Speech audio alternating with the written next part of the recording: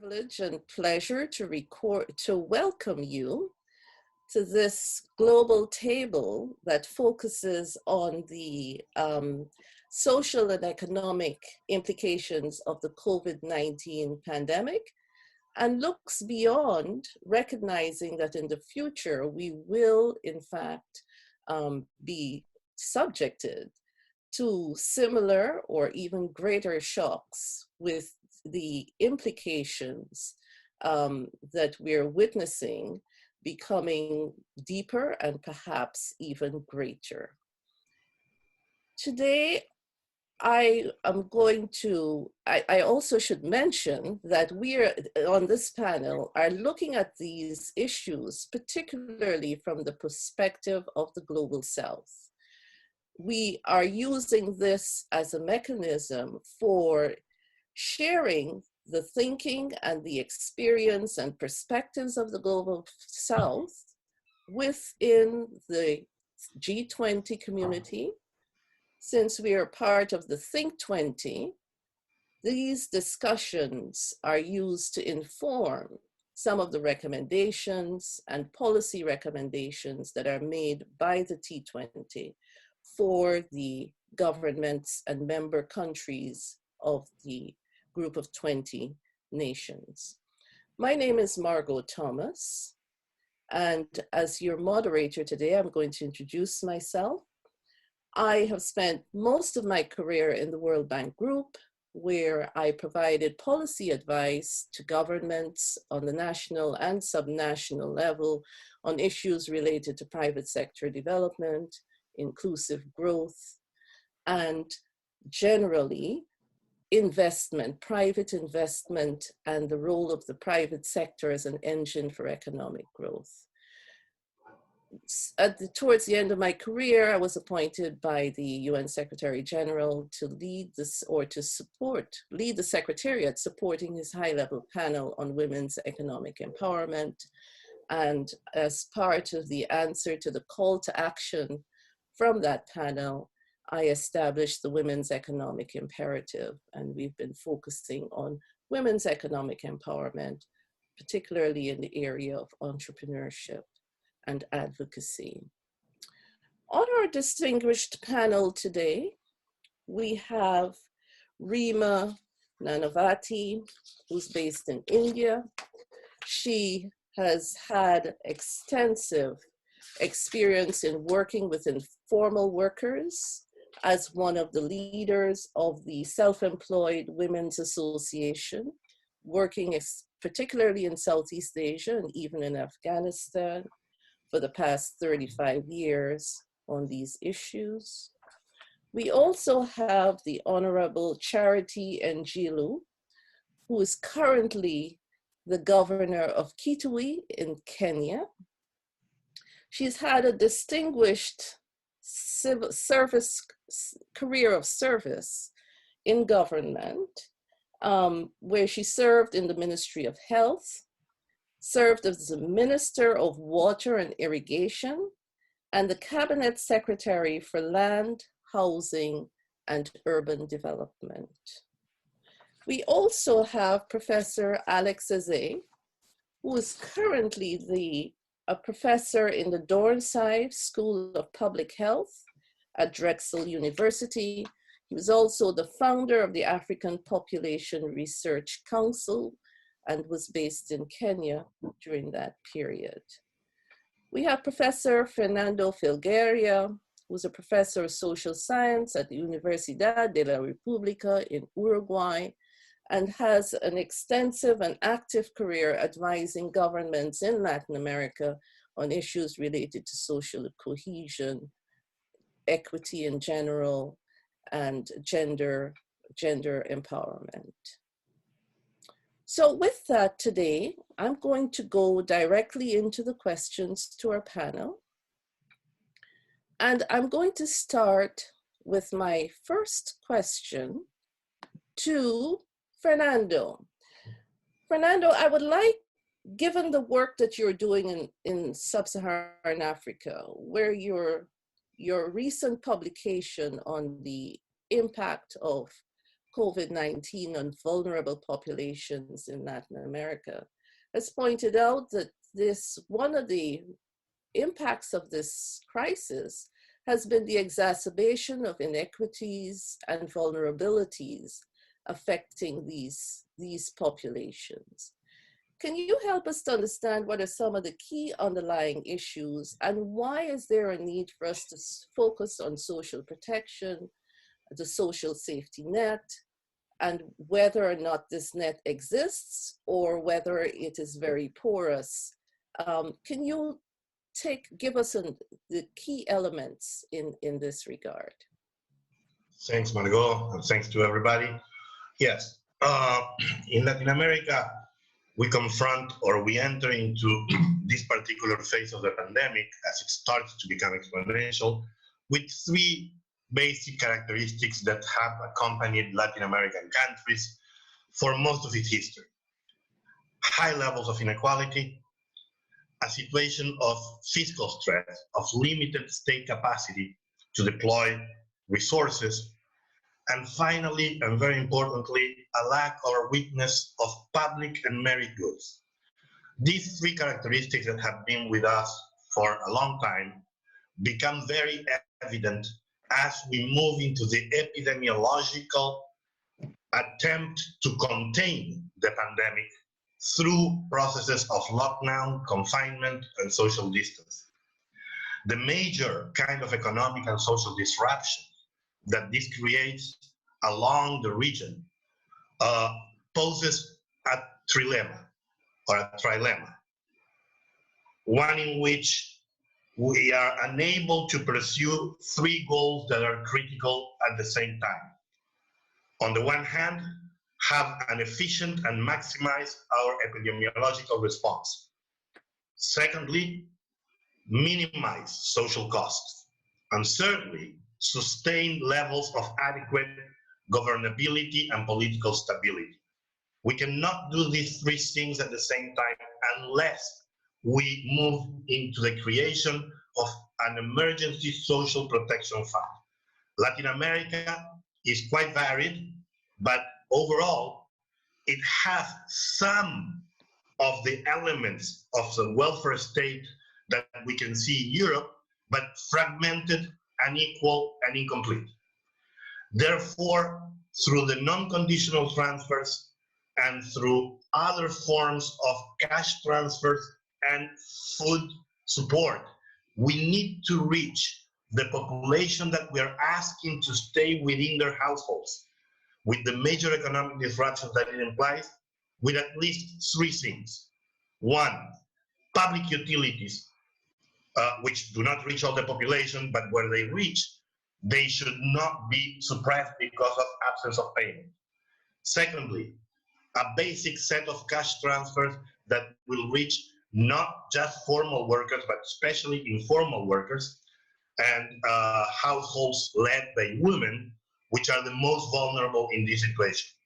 And thirdly, food programs where cash transfers do not work so that the basic necessities are guaranteed. And this is for the short term. But we need also to think, and let me close with this, that this is going to have major impacts, not just in the next 3 or 6 months, but for a year and a half, 2 years. And as you mentioned, Margot, maybe tomorrow, other kind of shocks will come about. So it's a good time to think about these three characteristics that have been central to Latin America: inequality, lack of public and merit goods, and fiscal stress, and how we can move beyond that to build an architecture that's both more resilient and more humane. Thank you very much, Fernando. I'd like to turn to Professor Eze at this stage. As a demographer and a public health expert, can you help us to understand some of the key factors that countries and communities, particularly in sub-Saharan Africa, we've heard from Latin America, help us to understand the factors that countries and communities need to take into account in designing and implementing policy responses to the COVID-19 pandemic. And I also would like for you to take into account the fact that we have to see health as inimical to economic viability. So we also have to think about the health of these populations.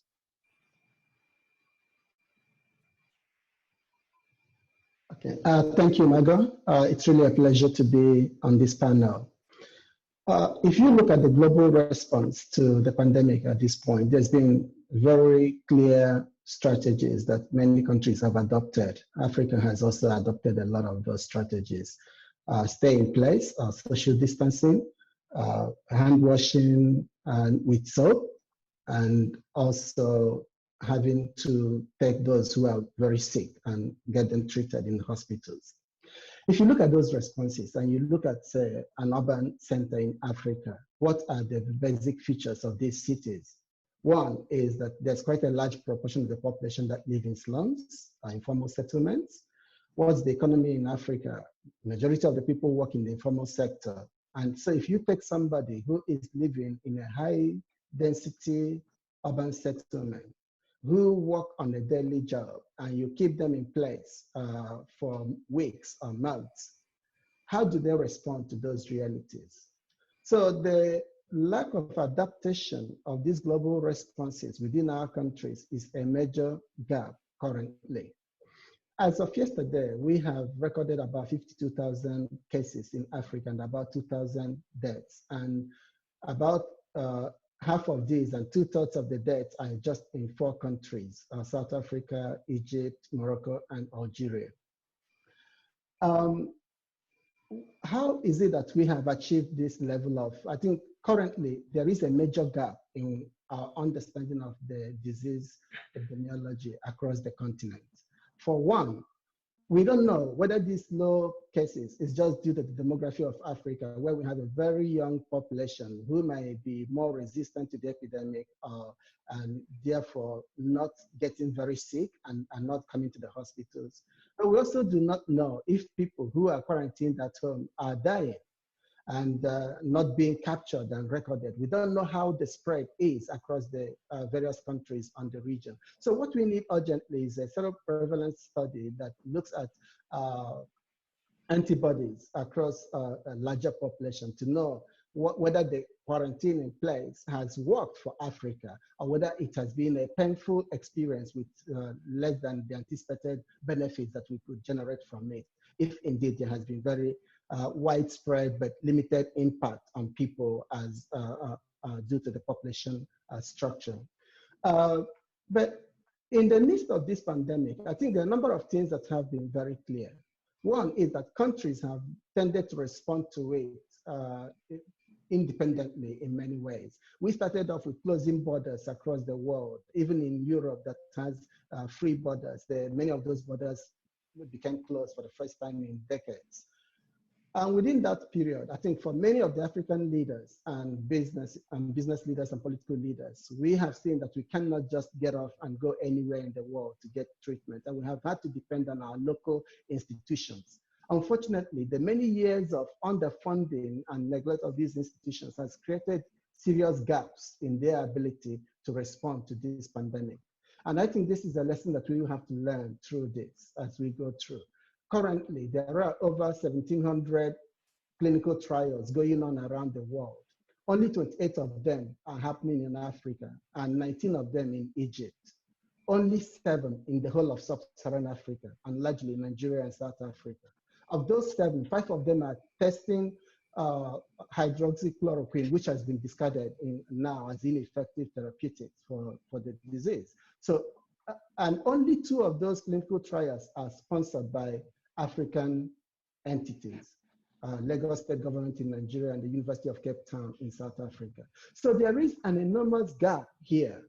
And yet we have a lot of experience in Africa that could actually support the global response to the pandemic. We've dealt with many shocks like the Ebola epidemic and many others, and we've built certain knowledge bases. You look at the test opportunities that's come out of Senegal or the claims for a therapeutic cure in Madagascar. Why is it that these are not getting global attention and responses? Because we've not invested in the infrastructure that is needed to drive the knowledge that can create support for these and tests for these innovations that's coming out of the continent. So as I look at it and I look at what our response should be and how we are responding, I think there is an urgent need for us to recognize that going forward, Africa has to depend on its local institutions, its organizations to drive the response to the pandemic. And we have to invest in these institutions to be able to do this. For me, I think this is a critical learning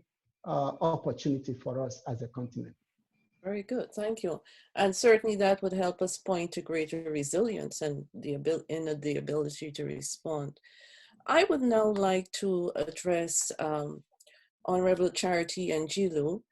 As the governor of a large rural and peri-urban county in Kenya, can you share with us the top 3 challenges you have faced on the subnational level in helping your community to address the social and economic impacts of the COVID-19 pandemic, and tell us about some of the steps you have taken and the initiatives that you have led as part of that response? Thank you so much, Margot, and good morning, each one of you here. It is evening. Thank you for having me in this discussion. Here in Kenya, as the governor of Kitui, like many other areas in the African continent, COVID-19 hit us and found us extremely unprepared and unexpected of what happened to all of us. And for me to be able to cushion and help my own county, I was able, first of all, to look at what needed to be done. The first thing, like all other areas, was to continuously educate people on this pandemic, how they need to protect and prevent themselves, how they need to ensure that they are tested, which has become a huge challenge because we do not have the testing kits, we do not have the PPEs, we do not have adequate water, and therefore I said on our own, because we were not getting support from anybody, we needed to quickly come together, and I provided leadership for them to know that they need to protect themselves. I was able to bring together, mobilize the resources that we had here to provide at least tanks to the shopping areas, to tell people to keep social distances, to bring all people together, especially faith-based organizations here, so that they can help me in educating people on what they needed to do. Of course, our health systems are very fragile, and I had also to say, these health systems that we have is what we have got to make with what we have and what is happening. So at least we have been able to do that. And the other challenge, of course, is because we also have a poor rural community, and people cannot even afford the face masks.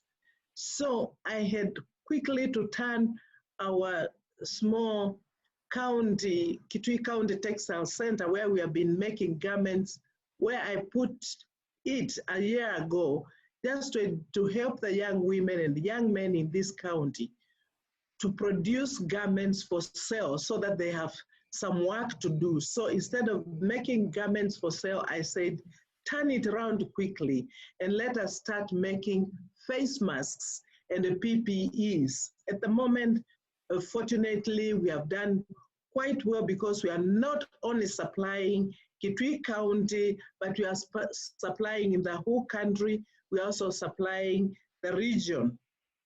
And they are making not so many, but they are making about 50,000 masks in a day. We are using them ourselves, and we are also being able to support the country. That is what we have been able to do. The other gains that we have lost as a county because of the stigma. Here in Kitui, I had helped women to go and use our health facilities for their delivery services. We had come from 43% to 78%. These gains have been lost because people are now not going to our health facilities and they are delivering in their homes. I am going to start losing mothers again. This is something that we continue to talk to people about, we continue to help them, but the poverty levels are too high in my county. Women have been affected much more than anybody else because, again, markets are closed. And because markets are closed, women are not even doing what they always do. They have no food to eat, they have no water, their children are now at home with them, they are not going to school, but we are making do with what we have in the county. And we continue to educate them. On the youth front, I'll put them together, and the youth now is learning to produce construction materials.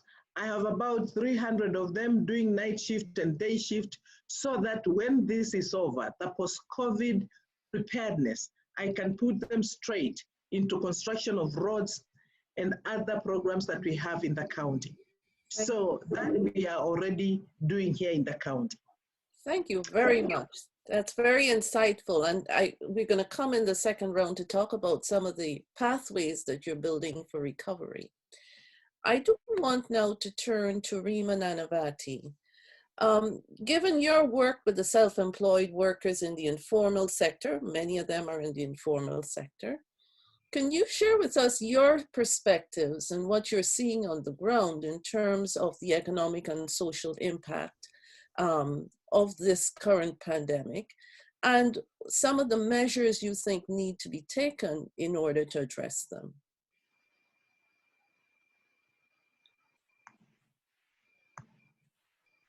Thank you so much. It's really an honor to be talking to the distinguished panelists, and thank you, Margot.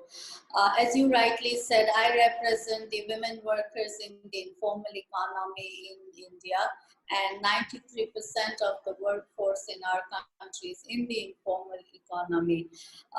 These are the wheels of the pyramid. Normally, everybody says that they are at the bottom or the base of the bottom of the pyramid, but we call them as the wheels of the pyramid. It is the contribution of these informal sector workers that keep the economy alive and moving. Let me share in the words of one of our members.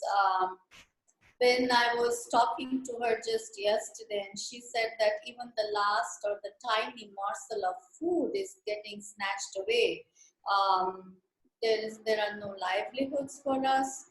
The work has all vanished. There's no transportation. And on top of it, the climate shocks destroy our crops. I do not know how will I feed my family.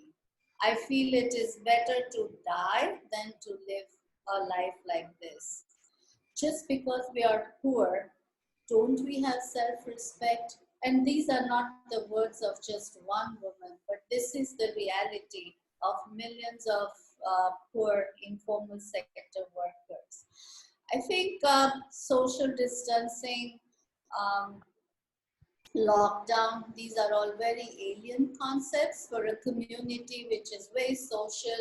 They believe in community living, they believe in community life, in coming together.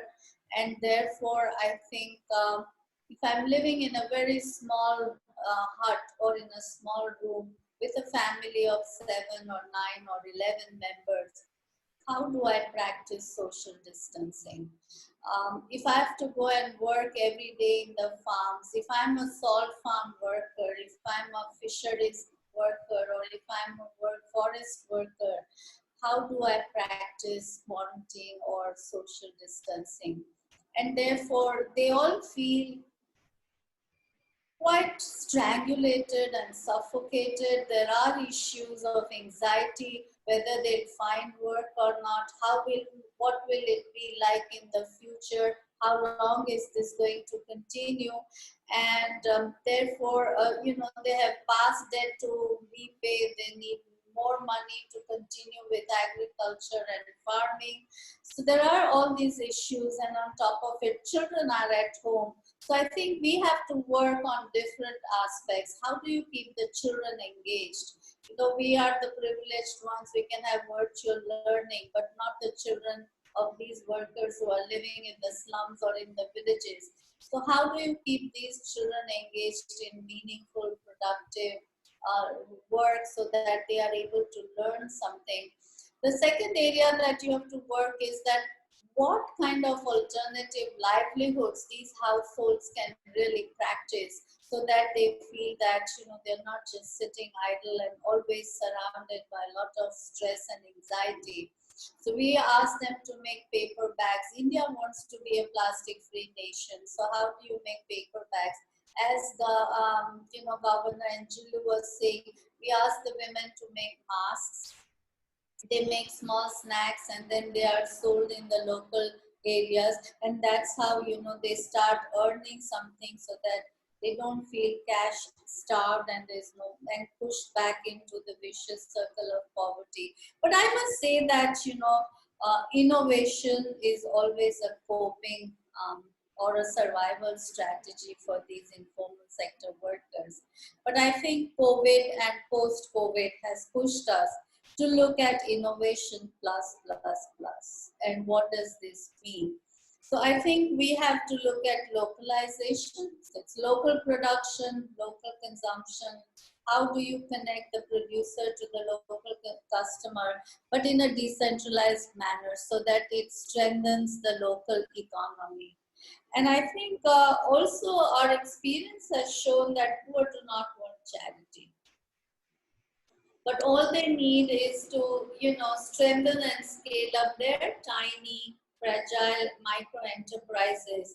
And that's where we have to call upon the governments, the corporations, the multilaterals, the private sector to work on setting up a livelihood recovery fund so that these tiny and micro enterprises can survive and also scale up to generate employment opportunities post-COVID. Thank you so much, Rima. In fact, you've led us very neatly into the discussion about resilience and pathways beyond response, but thinking in terms of recovery, because that's really going to be critical. And it will also contribute to the resilience of our communities and our countries, but globally, going forward, and to be better prepared for future shocks, whether they be disease or environmental events. And we know that as where we are right now, we have to be prepared, and there's the projection that we will see more of these things.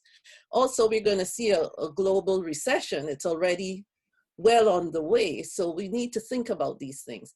I want to turn to Fernando again, because you've helped us to understand from your work on the social cohesion aspects, the range of issues, but you've had some very definitive policy prescriptions that you mentioned. Can you help us to see those prescriptions in the context of the pathways to recovery and how to position those families so that they're economically stronger coming out of this pandemic? Not that that's an easy task, but we've got to start somewhere. Yeah, okay. As I mentioned before, Margot, while Latin America is quite varied, I'm going to focus on a number of policy prescriptions that I think are valid for most of the region with different emphasis. The first one is about public utilities. While some households, especially rural households in Latin America, have not yet been reached by modern public utilities, a highly urbanized region has moved ahead in this sense. So that's an asset we have and that we might lose, because in many cases, those public utilities are privately managed and publicly regulated. Yet many people might start losing their access to electricity, they might start losing their access to clean, drinkable water, etc., if we don't put in place a basic system where we're guaranteeing this, as we know families are going through a hard time. Secondly, while approximately between 30 to 40% of the population in Latin America is formalized, the working population, almost 60% is in formal sectors to different degrees of informality. Some have some protection, but most do not have. These people will most likely lose a big part of their livelihoods in terms of income and have no forms of social insurance to cope with this. We need to reach them through the systems of cash transfer that we have put together and through thinking out of the box other systems, through mobile phones, etc., that will reach them with cash. And we should do this more than what some countries in Latin America are doing, which is through a centralized mechanism distributing food in kind. Why? Partly because of what was mentioned before. We want to put cash into the informal urban sector communities, into the micro enterprises that still are producing foodstuff. We want money to circulate in these communities. So this is the second thing. And the third thing, which I think is very important and was mentioned here, and it's even more critical when we think about sub-Saharan Africa or countries like India and many countries of lower levels of development in Latin America, it's that we have to combine this. We have to think about these lockdown and confinement strategies from the global south and the limits and the hurt that it poses to people.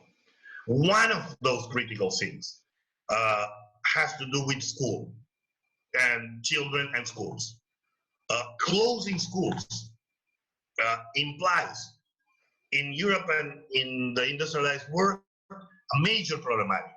It's even more problematic in the global south. If there's one area in the global south where the state has reached the population, that's the public system of education. Even if it's fragile in certain aspects, we have been there.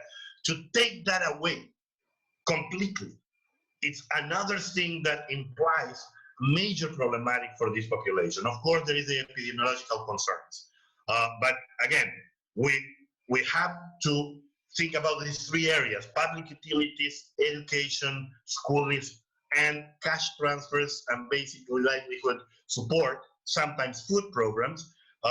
These three things have to be in place. They are not. In the case of Latin America, for most countries, they are not unattainable with our fiscal capacities and with our credit lines. We can and should do it.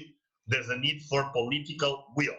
For some countries in Latin America, Guatemala, Honduras, Bolivia, etc., this brings forth the other issue: multilateral cooperation and multilateral support. If we have to treat this as a global pandemic, the national solutions where there's no fiscal capacity have to be thought as a global problem, not as a national problem. So we need to put in place the necessary funds at the global level to support countries in the global south that are not able and will not be able with their own fiscal resources to provide these basic social protection. Thank you very much. I want to turn to Professor Azain now. Alex, you clearly made a very clear statement about where you see some of the gaps, the need for action, particularly in building an infrastructure that will enable Sub-Saharan Africa as a continent to utilize its extensive resources as part of the response. I would posit that this needs to be factored into the recovery. What would be some three of the key things that you would like to see happen as part of that pathway to recovery in terms of global health? Thank you, Margot. Let me start off by actually congratulating Governor Ngilo for the action that she's taken in her county to support the production of masks within that county that is now being used within the county, within the country, and being sold across the region. I think one of the biggest challenges we have in Africa is the fact that we are a continent that is dependent on others for almost everything we need. Production capacity, manufacturing capacity, even basic consultancies. We export our data and we import consultants to interpret that data for us. We export our natural resources and import the finished products and everything. And when you have a pandemic that is global, where there is scarcity in life-saving resources, the first line of action for many countries is to use what they have to support their local needs. And that's why, and once you've met your needs, you can then look at who has what you need that you can trade with. So I can supply what I have to you and buy what you have to us. On both counts, we lose in Africa because we are not producing anything. And in that instance, that's why you see huge shortages of test kits in various places. You think about ventilators, if it is needed for care, how many do we have in a typical country on the continent? So I will start off by saying that our recovery effort needs to look beyond the immediate term to a longer term approach where we invest in local institutions, in our manufacturing capacity, in local knowledge generation around the opportunities that we need to move Africa forward. I think we have to invest in these institutions. They are critical to development because at the end of the day, when we have pandemics like this, we are left on our own, as Governor Gill mentioned. We are left on our own to manage it, and we have had to turn to our local institutions. But they face serious challenges. And to me, part of our recovery effort will be raising the question, how do we invest in our own? Why? How do we support our hospitals so that when we are sick, we can actually go to them to get the care we need? How do we support our universities so they drive the research that is needed to create the knowledge base that can support our economy going forward? These are basic things that every country that has made progress have had to do. And we cannot get it otherwise. We cannot import development from outside into Africa. We have to organically grow it. And it starts with realizing what we have and investing in those resources. And I think our development partners and our governments and leaders would need to see this as a wake-up call, that we need these local investments in institutions, in research, in knowledge generation, in manufacturing capacity to weather not just this pandemic, but the many more that will be coming in future. Thank you very much. That I think is very cogent argument, and it certainly is a call to action, and thank you for that. Governor Ngilu, you've already started in your initial remarks to identify some of the things you're doing to not only increase the resilience of your community, but also to build some pathways for recovery, economic and social recovery. Can you elaborate on some of the steps and tell us what are the three of the critical things that you feel need to be done? Let me say, quite honestly, in African continent and in my county, I have everything that I need. I tell you, first, I have the people. Two, I have the knowledge because I have doctors in my hospitals, I have pharmacists, I have people who know what we need to do. So I think the problem that we got, the challenge for me, helped me understand that I needed to do something because I have nobody to call and to help me. And when I brought together my pharmacists, my doctors, and I said, we need to have sanitizers. Where do we get these?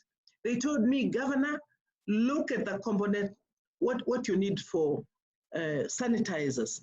You need ethanol, which you can buy. You need glycerol, which you can buy. And you need the containers. And I said, and will you make it? And they said, yes.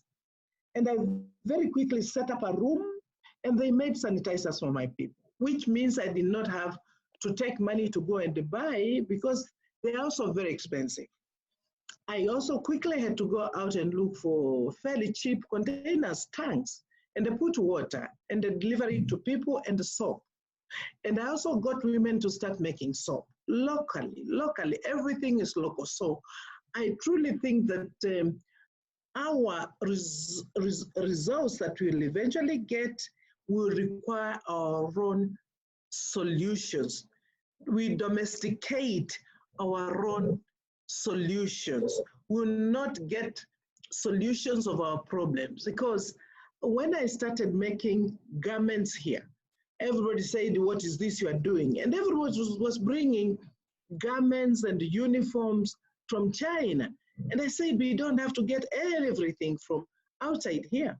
Now I'm amazed by the number of things that I'm making right here in Kitui. And tomorrow I am having one of the great researchers from Kenya to come to my hospital, and they'll spend a whole day with us to show us how we can manufacture some of these things. We need the ingredients, you know, the active pharmaceutical ingredients. They'll show us how to mix them, and we'll use them and we'll sell them to other people. Therefore, we have got to look for homegrown solutions, quite honestly. And I want to say to ourselves that when something like this has happened, when everybody is now trying to recover, they will be recovering first themselves. They will not think about us. And our leadership in the African continent has got to come back and to only go to look for support and showing clearly the gaps that we have. You must do something. You show the results that you want to achieve. Then you can say, this is what I need to achieve this for my people. We've turned ourselves into not wanting to produce anything. We have, especially the women of Africa, the youth of Africa, have been forever lip serviced, people sympathizing with our situation. Surely African women do not need sympathy. We need action, and sustainable action. And being told, these are the markets, build skills in us, and we'll be able to stand and rise to the occasion. So for us to prepare ourselves now, post-COVID, we need to prepare our people to know this has happened, and this is the support that I need. The market is here, and we'll be able to move forward. We also know that as the markets will eventually open, we'll have nothing to sell in these markets because we are not producing right now. The problems that we have will call for us not to think of what will come from outside, because I'm looking at the global problem that we have. And I know globally people will be thinking of how to take care of themselves. They will not be able to support us in any way. Even those who are manufacturing, I think when they open, they will deal with their own people. So I want to ask Professor Ezel that we now got to think about ourselves, because if we do not do so, Professor, we will be left high and dry by other communities. And we must continue now talking to ourselves and see how we can help ourselves. Absolutely. Thank you very much for that. That in itself is a call to action. But I think you've also highlighted the fact that often we see policies being made top-down, recommendations being made globally that filter onto countries, and country leaderships passing down recommendations for action. What I think I hear from you is the fact that communities understand their circumstances and therefore have to, at the end of the day, determine what works best for them. So thank you very much for sharing that, because this is what I call inclusive policy making at its best. I'm going to turn now to Rima. Thank you.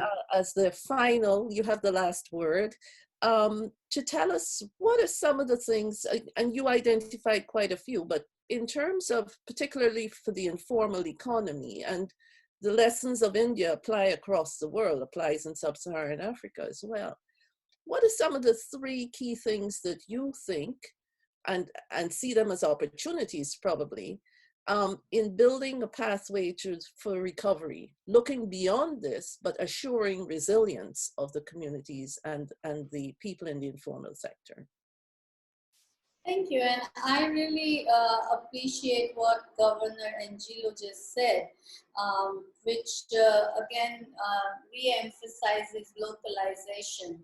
And what she's emphasizing is local production, local consumption, local distribution. And I think that's what one needs to do in countries of the global south, that, you know, we need to strengthen the local economy.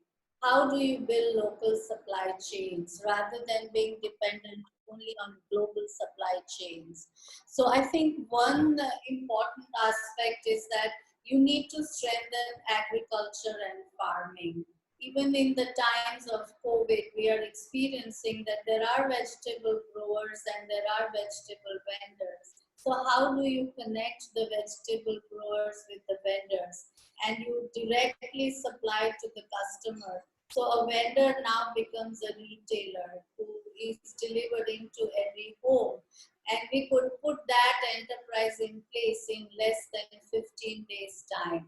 So today we have 100 vegetable growers and there are 100 vegetable vendors who now have e-rickshaws, and they are going from homes to homes. We take orders in advance and then we deliver it at home. So now I have a dignified livelihood as well. Likewise, everybody was talking about online platforms and how this can happen, but it already happened. People are now buying online. People want less and less of human touch that is going to be there. So how do we upskill, reskill our workers and our producers so that they also are able to be into the mainstream? I think along with in the sector of health, everybody, the government's focus is only on health, Medicare, health infrastructure. But I think along with preventive measures like vaccines, we also need to focus on better nutrition, upgrading the skills, good income, life insurance. So how do you build a different society which is not susceptible to a disease and devastation? But how do you build resilient communities? So if a member of a family is sick, the whole family also gets infected and is sick, and then the community gets in. So there's so much of interconnectedness, and that interconnectedness needs to be recognized. So along with healthcare, how do you work on better nutrition, on skills, on good income, on insurance, and the whole holistic integrated approach? So I think, and then strengthening the tiny and the micro enterprises. Thank you very much. I want to thank the panel for your very thoughtful and insightful thinking and articulation of ideas that I think are very important as we go forward. I'd like to also draw attention to the fact that we have recorded 2 keynotes that speak to some of these issues. We have a keynote by Dr. Stephen Karingi, who's the Director of Regional Integration at the United Nations Economic Commission for Africa. And they've produced a document that outlines a COVID response agenda for sub-Saharan Africa, and he's used that as a basis for his comments. And also we have another keynote delivered by Sandro Galea, Dr. Sandro Galea, who's the Dean at the School of Public Health at Boston University. And he has devoted his comments to the whole idea of health as a global public good and developed a rationale for why this global pandemic actually requires that we work together, whether you're in the north, south, east, or west, recognizing that if the health of a country that is not your own is affected, your country ultimately will be affected. I heard on a WHO session a couple of weeks ago, someone saying that a virus anywhere is a virus everywhere. So that should be really a very important motivation for us to look at it from this perspective. And I look forward to continuing this discussion. I thank you for making these inputs as part of the Think 20 process through the Global Solutions Summit. And I thank you again for your contribution.